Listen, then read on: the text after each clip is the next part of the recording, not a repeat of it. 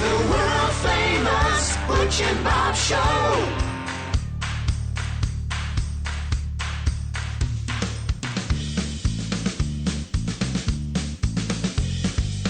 Big Dog Country Radio, WIFO FM in Jesup, 105.5 FM, world famous Butch and Bob Show here on this wet Wednesday morning. Bob, how you doing?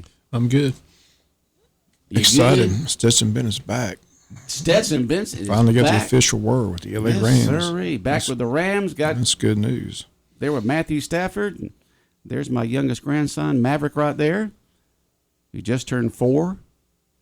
Got a big birthday party coming up this weekend. He looks sleepy. That looks like Bob when he walks for him first thing in the mornings. Takes a while to wake up. It takes a while to wake up. All right, so here we are on this Wednesday morning, and Bob, we've got a guest in this morning that used to be on the air for a long time. I said he's and a then he regular. retired. Right. It's been on a couple times since then. First of all, I'll let people know, Buddy Deloach called or texted and said he's got a meeting today up there in Atlanta, 8 o'clock, couldn't call in today. So, again, that session's winding down. So, we'll see those guys at the post-legislative luncheon. But we do, again, thank those people for calling in Monday, Tuesday, and Wednesday. Monday with Stephen Meeks, Tuesday with Tillery, Wednesday with Buddy Deloach. But, unfortunately, Buddy couldn't call in today. But we got special guests. We got a candidate for county commissioner. Like I said, Randy Franks is a familiar face to hear. Used to have a show years ago for many, many years, extension agent for a long time after Jim Fountain. So he's familiar to this radio station, but he's running for county commissioner. But Randy, we appreciate you coming in today. Well, it's good to be here, Bob. I want to thank you for asking me to come in, and I'm looking forward to running for a county commission seat in District 5. I told my wife, I'm not really running against anyone. I'm running for a position on the board. And I think I have a lot to offer. I've been around county government for a long time, and I've worked with a lot of county administrators, starting back with Mr. Blaylock. Right. You probably remember when he was there. Yeah, he was there when I first got to near Blaylock. Yeah. So, I'm familiar with a lot of parts of county government. Some of the things I probably, may not be that familiar with, taxation and that kind of thing. But, my approach to county government is you look at the issues, whatever that is. Sometimes it's controversial. Sometimes it's just regular business. But you look at the issues, and then I think you do the right thing. You vote in favor of the taxpayer in the county, the people in the county. And that's the way I approach it, and that's kind of how we've approached it on the IDA. We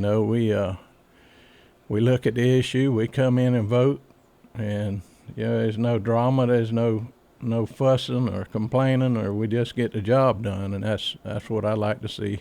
I think that's what the public likes to see. Make sound decisions that are, I guess, common sense approach. That's.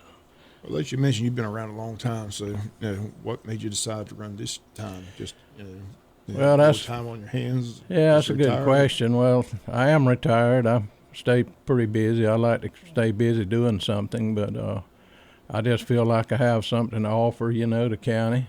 And I guess the biggest reason is I have people calling me, and started out a farmer called me, the first one that called.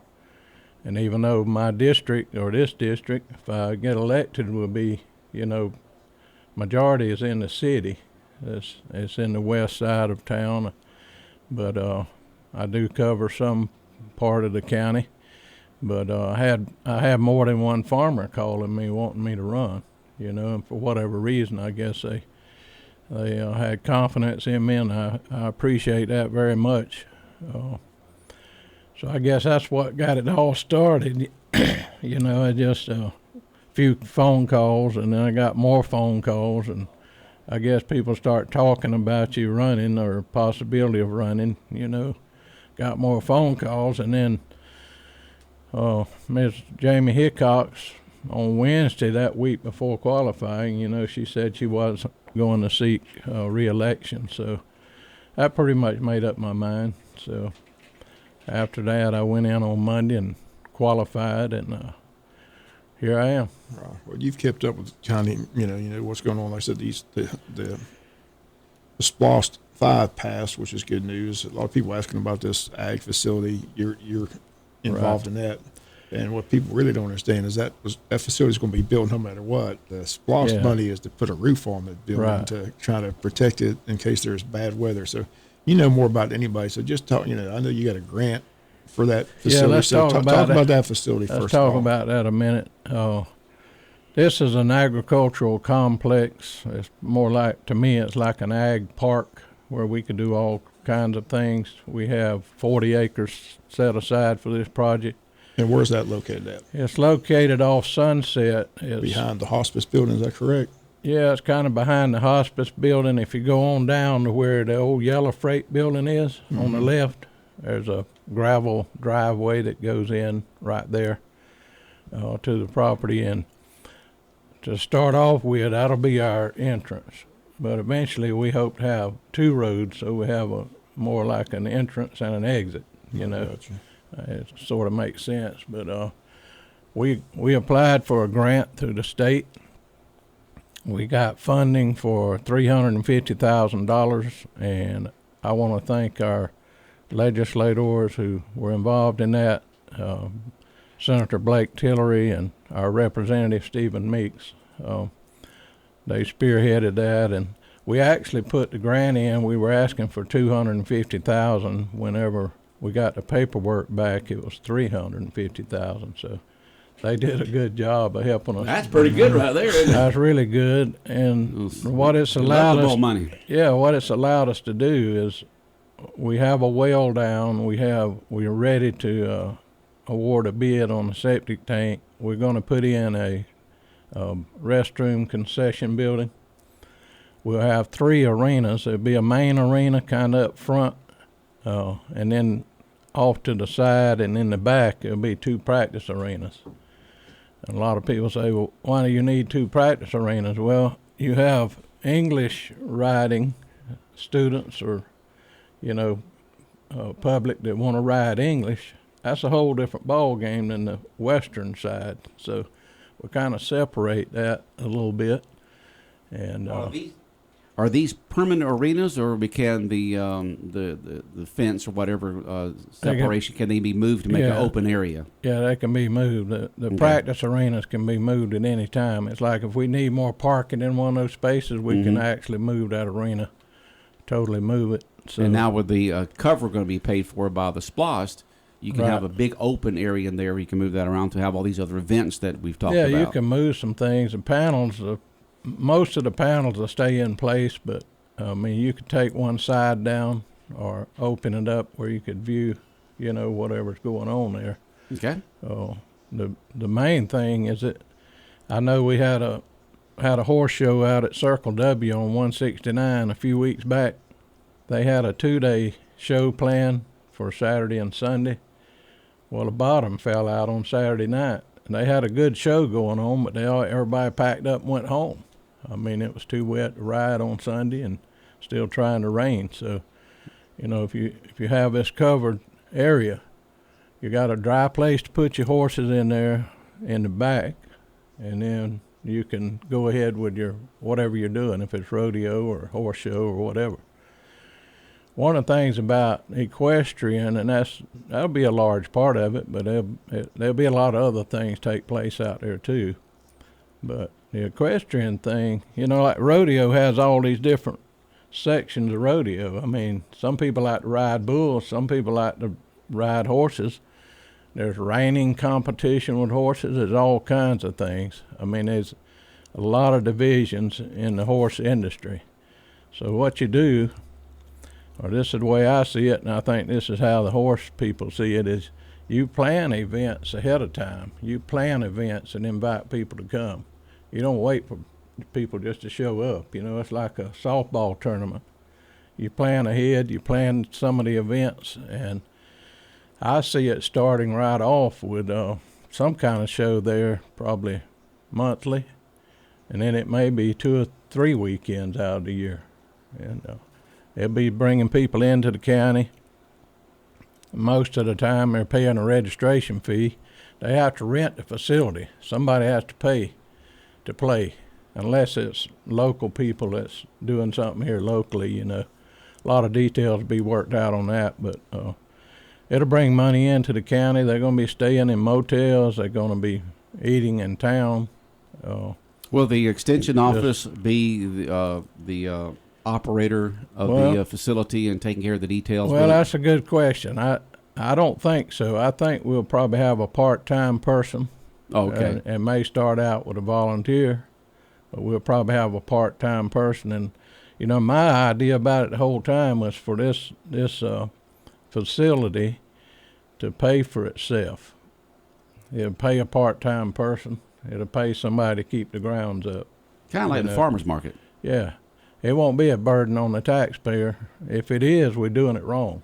Because I know they put in a $7 million facility in Statesboro with SPLOST funds, and they have 2 big covered arenas and a big stall barn.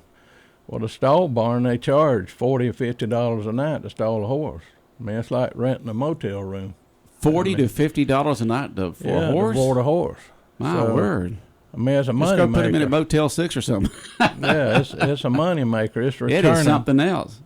But they got to make their money, and they got to take care of the facility. Yeah, that's right. So I'm excited about it. I see a lot of youth activities can be held out there at times, and car shows, truck shows. I didn't bring the list, but it's a long list. It's a long list, right? Yeah, so all kinds of possibilities. Right. And just joining us in the studios with us, Randy Franks, running for County Commissioner District 5. Again, you mentioned you're on the IDA. This industrial park has been a big topic. The city meetings in the county, IDA meetings, something that definitely needed. Your thoughts on that? And like I said, the big question is where it is. Well, the cost is really ballooned. I think it went from $9 million to $22 million. So the question is, where's the money coming from? I know the city had a big meeting about it with their engineer, but talk about this industrial park and how important it is for the county. I think it's very important, and it really is. It's all about vision, Bob. The old industrial park was built in 1954. I mean, you're talking about James Harper and that group of men. 54? Where the current is on Sunset? Wow. We haven't built a park since then. I mean, we had some people coming in that wound up somewhere else, you know, a different location. But in order to have people come in, you have to have something to sell. You have to have property for them to be on. And one of the things about industrial development is if you have a prospect coming into town and they're looking at pine trees and a forest, they just don't see it being an industrial park. Right. So we're trying to get it like pad ready. Some of it, you know, down the road.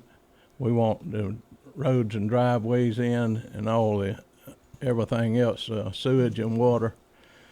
And I think it's just long overdue. Yeah. My question is, in hindsight, I know hindsight's 20/20, but you know, this park, looking back, do you think they should have been one of the SPLOST projects with all the funding that's needed? Yeah, it probably should have been 10 years ago at least. Well, you take a look at EAM. I remember, when I moved back to Jesup in '92, that was just a spec building out there. Yeah. And then finally, someone came in and purchased it, and now look what EAM has become. So That's right. if you build it, they will come. Yeah, I'm real You work proud. hard at it. I'm very proud of the industry we have in the county. They're providing some really quality jobs, and they have sustainability. They're not going anywhere. We've been blessed and fortunate to have them. And this is a big part of one reason I want to serve on the county commission. It's important that our children have a place to work. I mean, I have grandchildren, little grandchildren up to graduates, high school graduates. But a lot of our students are graduating and are having to leave to find a job somewhere else. And we need. Let me say it this way: if you're not growing, you have problems, major problems. If a county's growing, you have problems. You have growth problems. But either way, you're having problems. I mean, there's issues you got to deal with. And I'd much rather deal with a county that's growing than one that's declining in population. And because when that happens, your tax base goes down, everything starts to slide in, in a state of decline. So I think this industrial park is very important. And like I say, I would like to see, I'm fortunate to have my children in town. I feel very fortunate about that. And I would like to see it where my grandchildren will have a place to work, so. But there's going to be a long election because this won't be decided till November because your opponent's on the Democratic ticket, you're on the Republican ticket. So That's right. unlike the sheriff's race, which will be decided in May, this will run all the way to November. So how about the campaign? You ready to go out and see a lot of people, knock on doors? Yeah, I'll get out some. I think I have a plan, but I'm not going to tell all my plan right now. But Come on, Randy, that's what this show's about. I'm ready to go. You're supposed to expose all this stuff. I'm ready to go. I'm ordering signs, and I'm going to put some signs out in some strategic locations. Am I going to leave them up from April, May to November? No, I'm not going to do that. So Now, I will get them out there. I was out of the studio for a while. Which district were you running for county commission? It's District 5. And that is? That is on the west side of Jesup. West side of Jesup. Yeah, it's primarily city. Okay, so it's primarily the city one. Yeah. Okay, all right. That Randy Franks is running for county commission. Yeah. It goes out there across what is that? It goes out 169. It includes where I live at Oak Island. It goes across Spring Grove Road a little bit, but then it comes back and it runs on I guess it's the west side of Cherry Street. Okay. And back towards Bill Morris Park. Okay. So again, we wish you the best of luck. We ask all the time. I mean, it's kind of early because they're not going to vote this until November. But they'll vote for you in May because you're on this park ticket. But when they go in their vote, why should they vote for Randy Franks for county commissioner? Well, I think I bring a common sense approach to county government, and I feel like I have a lot to offer. Have experience around county government, worked with a lot of people, been on the IDA for 12 years now, served as chairman twice, served as chairman one time as when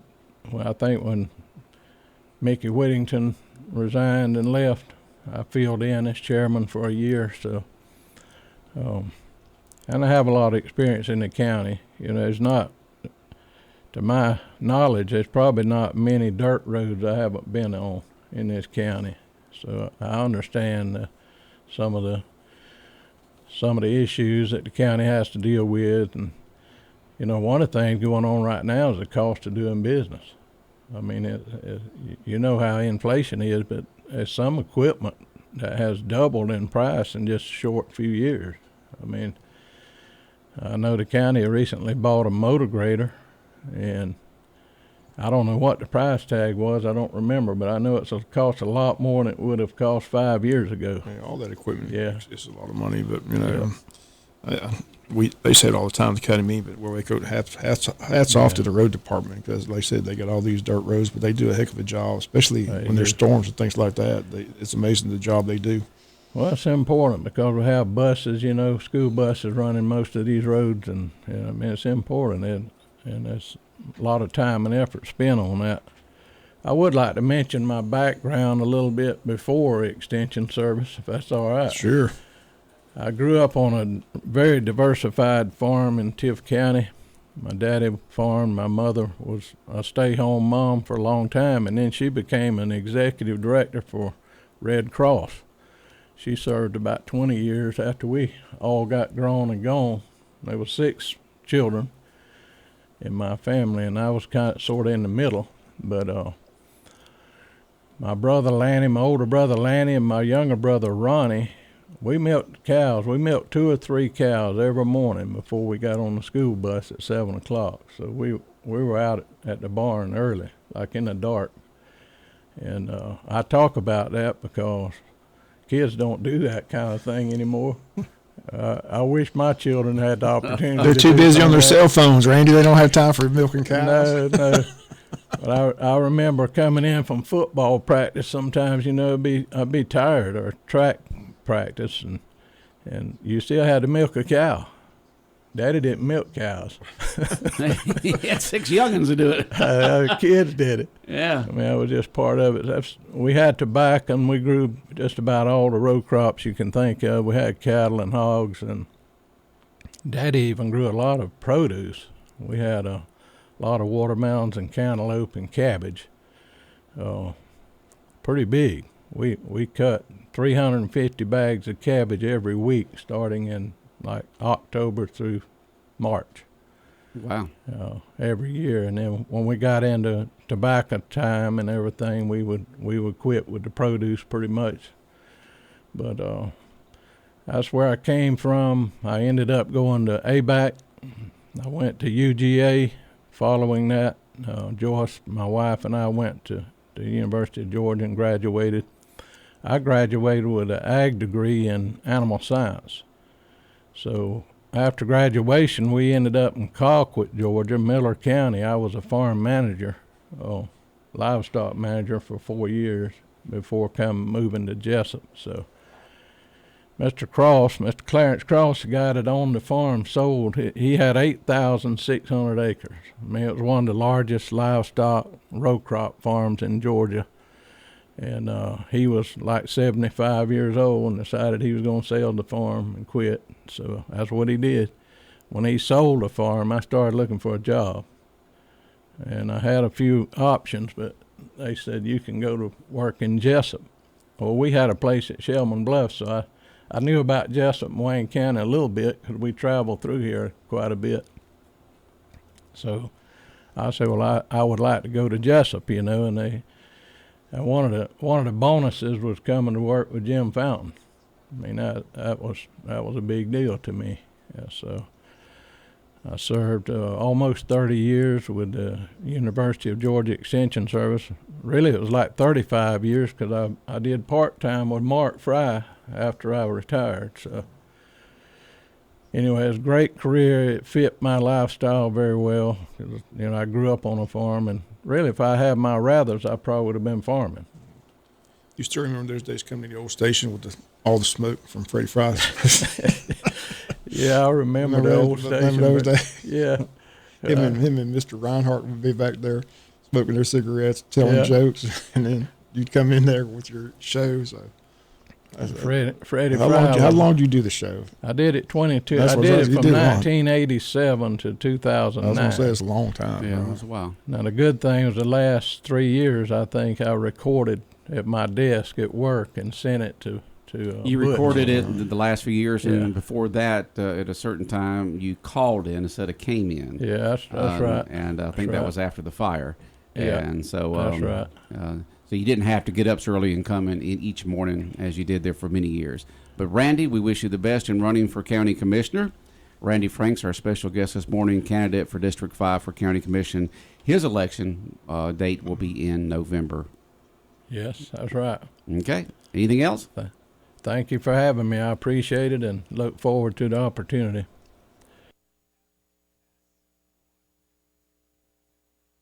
105.5 FM in Jesup. Bob, anything else on your mind this morning? Nope. Nope. Just All right. Stay dry. Stay dry. Stay dry. All right, the world-famous Butch and Bob Show here on WIFO, brought to you by First Southern Bank, Van's Barbecue, Murphy Builder Supply, and O'Quinn & Associates.